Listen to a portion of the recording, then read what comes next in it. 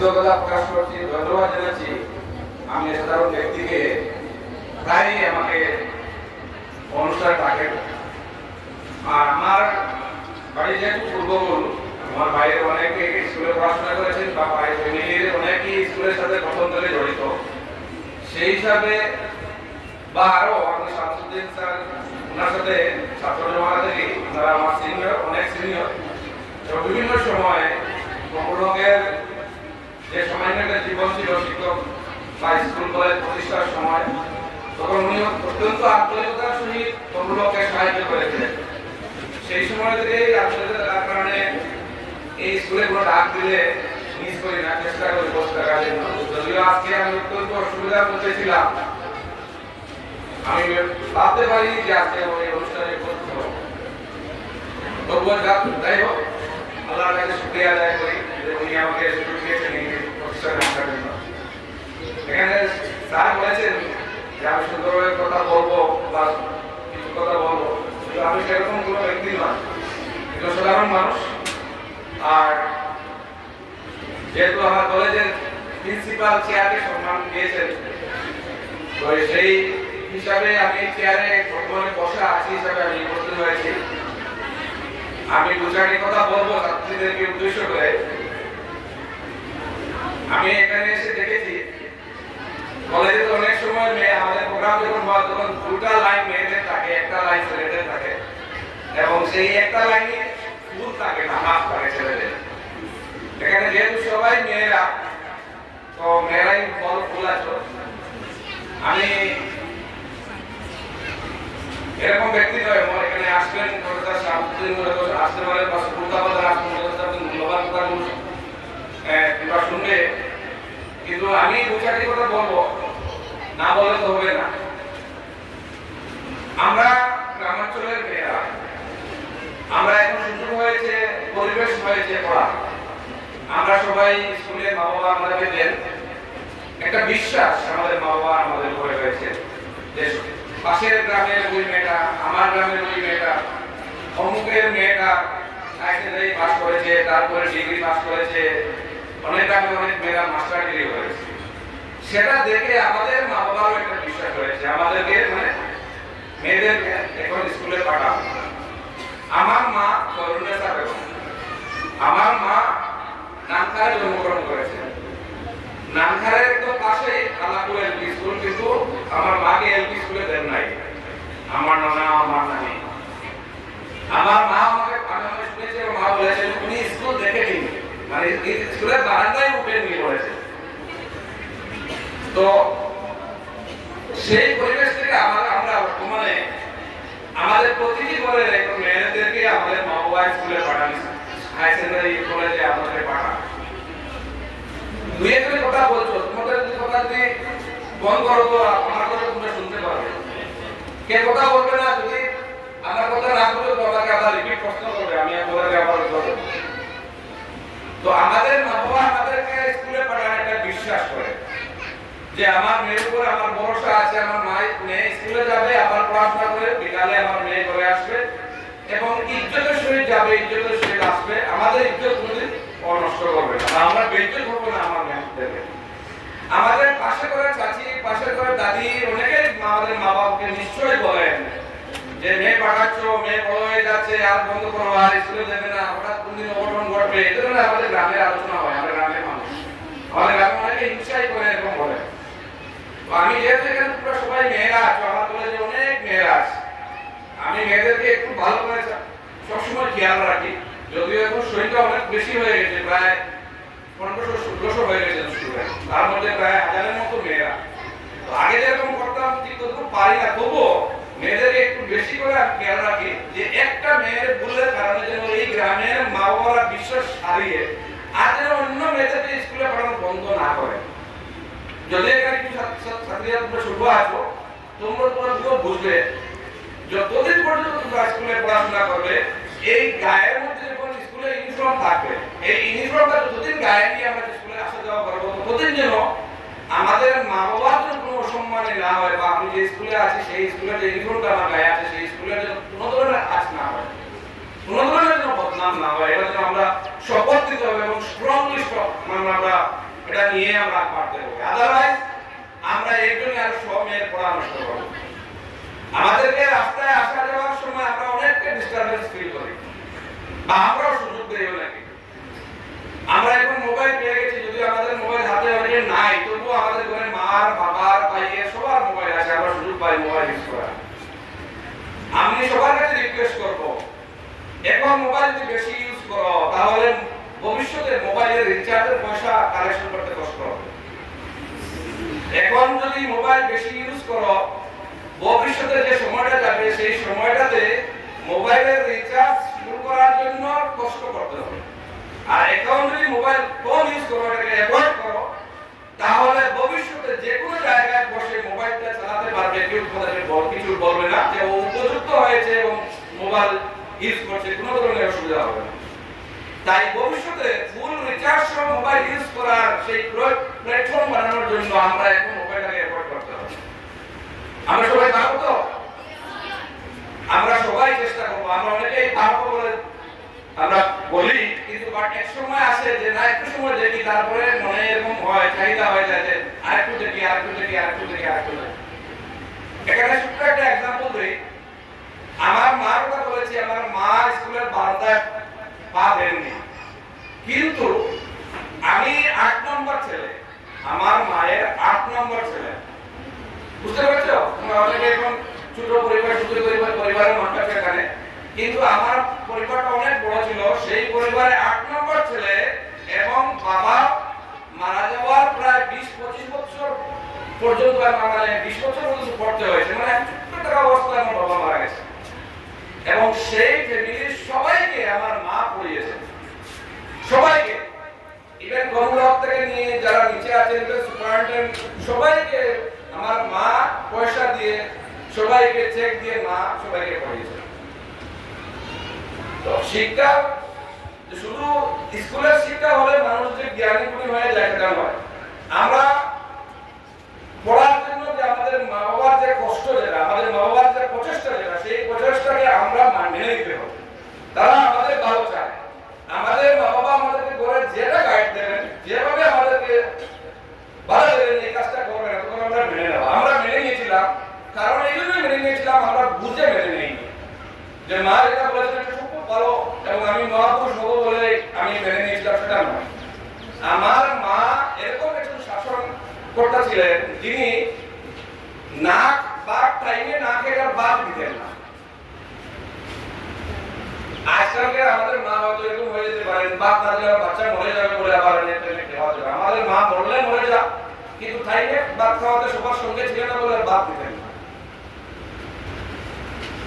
এটা এদিনের জন্য নয়, আগামী দিনে, আগামীকালকে যেন টাইমে আমি খাওয়াতে থাকি, সেই জন্য আজকের দিন ঠিক টাইমে আমাকে বাদ দিতে হবে। সন্ধ্যার সঙ্গে গড়ে নাটকের একটা শাসন হতো, সেটা আজকালকে পুলিশ বলে কোনো আসামি এরকম শাসন করেন নাই, এরকম শাসন করেছে।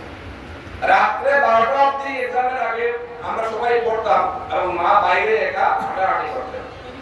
এবং তিনি ছিলেন সমস্ত দিনের কৃষিকার্যে কাজ করা, সাহায্য করা একজন মহিলা, এবং সন্ধ্যার পরে রাত্রে 9টা অবধি সবজি কেটে কাজ করা একজন মহিলা, রাত্রে 12টা অবধি বাইরে হাঁটতেন আমরা পড়ানো, আমাদেরকে পড়ার জন্য।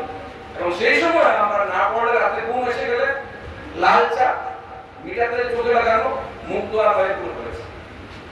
সেই জন্য 8 নম্বর ছেলেও জীবনে মেইন ট্র্যাকে ছিলাম না, কিন্তু ম্যাক্সিমাম দূরে যেতে পারিনি ট্র্যাক থেকে।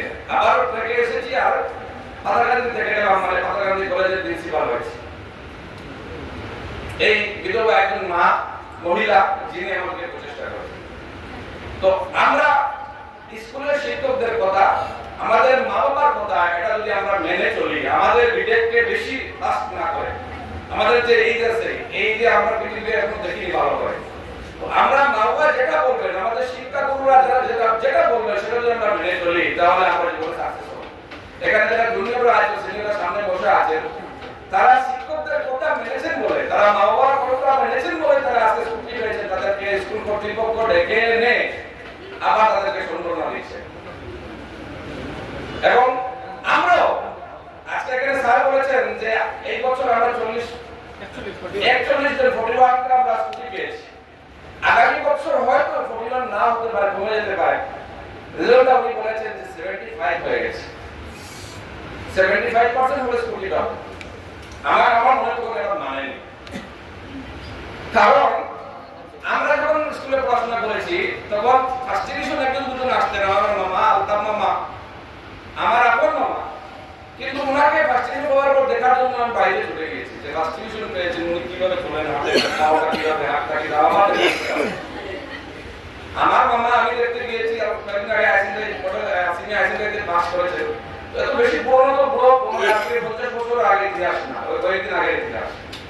তো আজকে যখন গত বছর পর্যন্ত 60 হয়ে গেলে আমরা স্কুটি পেয়েছি, কিন্তু আমার বিশ্বাস এই মদনী বাংলা একাডেমির যারা মেয়েরা আছে বা সেকেন্ড ইয়ারে দিয়েছে বা আগামী বছর যারা সেকেন্ড ইয়ার দেবে, এই স্কুলের যারা ছাত্রীরা আছে এরা 75% পেয়েও ওরা 40-এর উপরে মানে স্কুটি নিয়ে আসবে, আমার বিশ্বাস।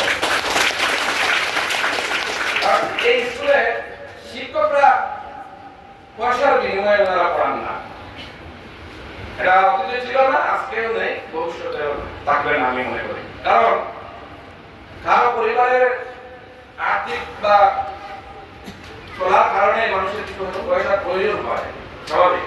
কিন্তু কিছু কিছু প্রতিষ্ঠানের পরিবেশ এরকম আছে, বিশেষ করে যদিও আমি সরকারি প্রতিষ্ঠানে চাকরি করি, এটা নতুন চাকরি হয়েছে, কিন্তু আমি যখন 2004 থেকে 2020 পর্যন্ত ডিউটি করেছি, আমি আরো বেশি ডিউটি করতে পেরেছি।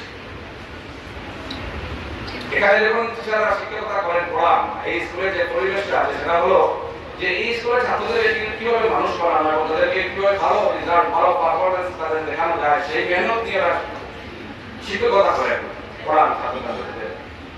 তাই এটা বিশ্বাস আগামী দিনে এই স্কুল থেকে যারা সেকেন্ড ইয়ার দেবে আগামী সেশনে, এখানে নিশ্চয়ই তারা আছেন, আমি তাদেরকে অনুরোধ করবো যে এই স্কুলে আমরা দেখে নিতে হবে যে 75 তো মিনিমাম, আমাদের কাছে এটা মিনিমাম। ইভেন সরকার 90 এর মিলে আমরা মদনী বাংলা একাডেমি যারা স্কুলে আমরা কি করব। আসলে ভিডিও করা ছাড়া বক্তব্য অনেক সুন্দর হয়, আর ভিডিও শুরু হয়ে গেলে বক্তব্যগুলো নষ্ট হয়ে যায়। আমি এখানে একটা ক্লিয়ার আছে যে ভিডিও চলছে, এখানে স্কুটি ডিস্ট্রিবিউশন হচ্ছে না। কয়েকদিন আগে রাতাবাড়িতে একটা প্রোগ্রামে দেখেছি, নিউজ হয়েছে, রাতাবাড়ি অমুক স্কুলে স্কুটি বিতরণ হচ্ছে। এই না বুঝে ভিডিও করার কারণে কিছু প্রাইভেট স্কুলের কোনো সমস্যা আছে। এখানে স্কুটি যারা পেয়েছে, এই স্কুলে পড়াশোনা করেছিল, তাদেরকে এখানে সম্পূর্ণ দেওয়া হচ্ছে। স্কুটি অলরেডি তারা সরকারি কলেজ থেকে তারা রিসিভ করেছে অলরেডি। এখানে শুধু যারা স্কুটি পেয়েছে তাদেরকে সম্বর্ধনা। তো আমাদের যদি নিউজ হয় এখান থেকে, নিউজটা এরকম হতে হবে যারা স্কুটি পেয়েছিল মদনী বাংলা একাডেমিতে পড়াশোনা করে, মদনী গার্লস হায়ার সেকেন্ডারি সেকশন যেটা আছে, সেই সেকশনের ছাত্রীরা পরীক্ষা দিয়ে নিশ্চয়ই তারা সরকারি স্কুলে গিয়ে পরীক্ষা দিয়েছে, এবং তারা যেখান থেকে স্কুটি পেয়েছে তারা সরকারি একটা কলেজ থেকে পেয়েছে, তাদেরকে এই স্কুলের পক্ষ থেকে সম্বর্ধনা সেটা হবে। তো আমি আর কিছু বলার নেই, মেয়েদেরকে শুধু একটা কথা বলবো, আমাদেরকে বহু পড়াশোনা দেওয়া হবে আমাদেরকে নষ্ট করার জন্য। আমরা সেটাদের যদি সামান্যতম আমরা যদি সেটা দিকে আমরা নজর দেই, তাহলে আমাদের ক্যারিয়ার নষ্ট হবে, আমাদের লাইফ নষ্ট হবে। আমরা কোনো ধরনের প্রয়োজনায় রাস্তাঘাটে আমরা কোনো ধরনের কোনোদিকে পা না দিয়ে আমরা পড়াশোনা করবো। এবং এখানে স্যার বলেছেন একজন দুর্বল মেয়ের কথা, আমাদের কলেজে অনেক মেয়েরা এরকম আছে জীবনে মায়ের অক্ষের খাওয়া দাওয়া কষ্ট হয়ে গেছে, কিন্তু তারা বিএড করে, ডিগ্রি করে, বিএড করে আজকালকে শিক্ষকতা করছেন। তো আমি ছাত্রদের উদ্দেশ্যে একটা কথাই বলবো, কোনো ধরনের উজ্জ্বল না করে, কোনো ধরনের সমস্যা আমাদের এই পরিবারে এই সমস্যা সেই সমস্যাটা না ভেবে আমরা পড়াশোনা করে যাব। আমরা যদি হাই সেকেন্ডারি পাস করি, তাহলে আমার এখন বর্তমান হাই সেকেন্ডারি পাস না করা একটা মেয়ের যে দাম, এবং আমি হাই সেকেন্ডারি পাস করলে আমার যে দাম, এটা আকাশ জমিন পার্থক্য হয়। ঠিক তদ্রূপভাবে আমরা যদি বিএ পাস করি, তাহলে আমার যে দাম, একটা না পড়া একটা মেয়ের যে দাম আছে সেটা অনেক তফাৎ থাকে। এবং আজকালকে সবাই মেয়েদেরকে শিক্ষিত করার জন্য যে প্রচেষ্টা আছে, সেই প্রচেষ্টার জন্য আমরা সহযোগিতা করে আমরা আগে যাই। এবং শেষ কথা, আমি আর বেশি কিছু বলবো না, এই স্কুল যেহেতু একটা প্রাইভেট ইনস্টিটিউশন, এই প্রাইভেট ইনস্টিটিউশনের ভালো করে আমাদের চালানোর জন্য শিক্ষকদের কিছু জিনিস চেষ্টা থাকবে, আমাদের শাসন করা, আমাদের বিভিন্ন ধরনের বাইন্ডিংসে রেখে আমাদেরকে ভালো করার একটা প্রচেষ্টা থাকবে। সেই প্রচেষ্টাকে আমরা 100% বিনা কোনো কোয়ারি, বিনা কোনো কোয়েশ্চন, যে স্যার আমি তো করি নাই কেন আমাকে এটা বলো, এই ধরনের কোয়েশ্চন ছাড়া আমি করি নাই তারপরেও স্যার আমাকে আমার উপরে আমাকে বেছে নিয়েছেন, এটা আমি আমার ওনার দাবি আমার প্রতি সেটা ভেবে আমরা 100% স্যারদেরকে স্যার ম্যাডামদেরকে স্যার দেব। স্যার আমাকে ভালো করার জন্য আপনার যা করার থাকে আপনাকে আপনারা আমাকে ভালো করার জন্য প্রচেষ্টা করুন। এইভাবে যদি আমরা স্যারদেরকে 100% আমার লাইব্রেরি আমার শাসন করার ক্ষমতা আমি স্যারদেরকে দেই, তাহলে স্যাররা দিল খুলে কোনো ধরনের মানে সন্দেহ না করে আমাদেরকে যদি প্রচেষ্টা করে যান, সাহায্য করে যান, আমাকে অনুসরণ রাখার প্রচেষ্টা করেন, তাহলে আমরা সবাই আমরা এখান থেকে ভালো রেজাল্ট করে বের হয়ে যেতে পারবো। এবং ছাত্রীদেরকে একটা রিকোয়েস্ট করবো, যেহেতু এই প্রতিষ্ঠানটা একটা প্রাইভেট প্রতিষ্ঠান, এখানে শিক্ষকরা সামান্য একটা বেতন মানে গাড়ি ভাড়া পান, এখান থেকে রিমুনারেশন পান, সেটা যেন আমাদের প্রত্যেক মাসে আমরা যারা এখানে পড়াশোনা করছি প্রত্যেক মাসে যেভাবে আমরা ডেইলি আসার জন্য গড় থেকে আমাদের কুরকুরি চিজ বাকি আমরা 10 টাকা 5 টাকা আমরা এটা সেনশন না করে ব্যাংক খাতায় নিই না, এবং না যদি পাই তাহলে সেদিনের চেহারা স্কুলে আসার এবং যাওয়ার পরে মা-বাবাদেরকে আমরা পড়িয়ে এসেছি বিনা পয়সায়, আজকের দিনে খাবার দেওনি তারপরে পড়েছে যে বান দেখাই, যেটা বাগদা দেখাই আমরা তাদেরকে, ঠিক তদ্রূপভাবে প্রত্যেক মাসে যেটা টিউশন ফি আছে ডিউ টাইমে আমরা দেওয়ার জন্য আমাদের মা-বাবাদের কাছে সেই মানে ইনফরমেশনটা যেন মাসের আগে আমরা মা-বাবাদেরকে দিয়ে দিই, এবং মাস পুরার পর যদি আমরা ঠিক টাইমে পয়সাটা যদি না পাই মা-বাবাদের কাছে সেইভাবে যেভাবে চিপস কুরকুরি আমরা যেভাবে বিভিন্ন ধরনের মানে পন্থা অবলম্বন করি, সেইভাবে পন্থা অবলম্বন করে স্যারদের মানে স্কুলের যে টিউশন ফি যেটা আছে সেটা যেন আমরা আদায় করি। স্যাররা যদি মাসের 1-2 তারিখে বা 5 তারিখের ভিতরে যদি ওনাদের মানে গাড়ি ভাড়া রিমুনারেশন যেটা আছে যদি পেয়ে যান, তাহলে দিল খুলে মন খুলে আর একটু বেশি প্রচেষ্টা করে যাবেন।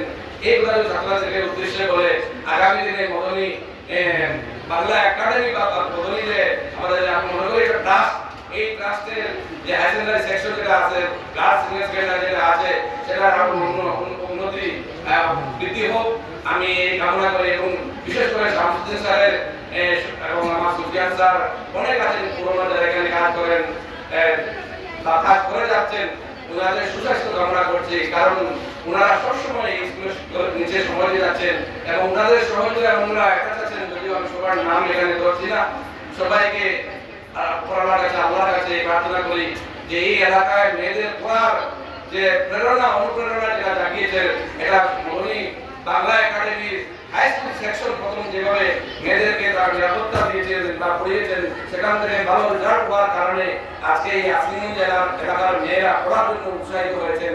তাই ওনাদের হায়াত ওনাদের শরীর সুস্বাস্থ্য কামনা করছি এবং এই স্কুল আরো সুন্দরভাবে প্রতিষ্ঠিত হোক, সুন্দর হোক এই কামনা করে সবাইকে অন্তরের অন্তঃস্থলে ধন্যবাদ জানিয়ে আমার বক্তব্য এখানে শেষ করে